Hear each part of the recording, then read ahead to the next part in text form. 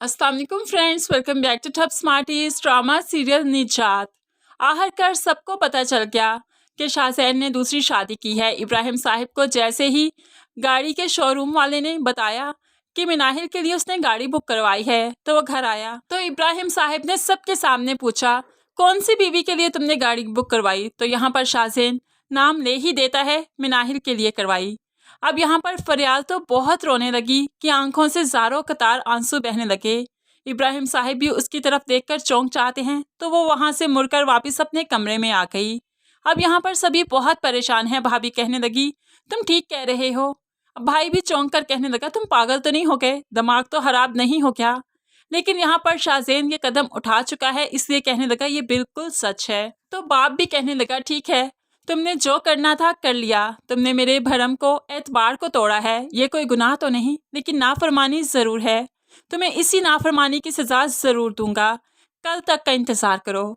अब शाहज़ैन को लगा ही नहीं कि क्या सज़ा होगी, इसीलिए वो कमरे में आ गया और यहाँ पर आकर फरियाल पर गुस्सा करने लगा। फरियाल जो उससे नाराज़ थी, उसके किसी काम को हाथ नहीं लगाती।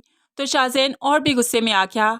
तुम मेरी बीवी हो, मेरी मलकियत हो, तुम पर मेरा हक है। जब तक तुम मेरे निकाह में हो, मेरी नाफरमानी नहीं करने दूंगा। तुम्हें मेरा हर काम करना होगा।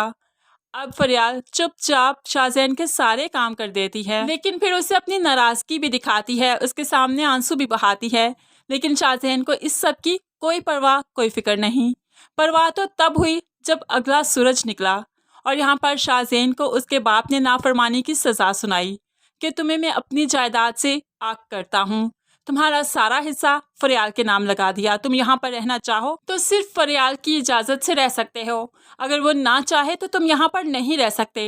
ऐसे में शाहज़ैन तो भड़क पड़ा, उसे बहुत गुस्सा आया। तो यहाँ पर बाप कहने लगा, भड़कने की ज़रूरत नहीं, तुम्हारा अब इस घर में, इस जायदाद में कोई हक नहीं। तो शाहज़ैन कहने लगा कि ये मेरी बीवी है, अगर मुझे सज़ा मिली है, अगर मैं इस घर से जाऊँगा तो ये भी जाएगी। ऐसे कैसे मुमकिन है कि मैं इस घर से जाऊँ और मेरी बीवी ही ना जाए?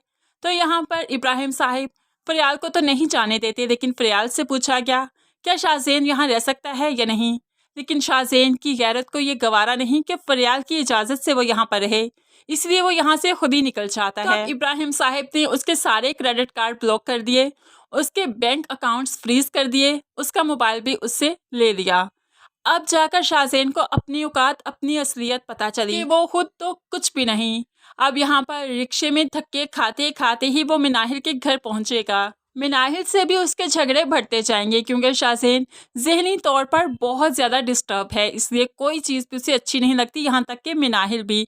और इन्हीं झगड़ों से तंग आकर मिनाहिल उससे अलहदगी अख्तियार कर लेगी। फिर शाहज़ैन के पास जो आखिरी सहारा था, मिनाहिल का घर, वो भी छूट जाएगा। अब वो कभी सड़क पर सोएगा, कभी मस्जिद पर, तो कभी किसी दरबार पर जाकर। ऐसे ही शाहज़ैन ज़िंदगी गुजारने वाला है।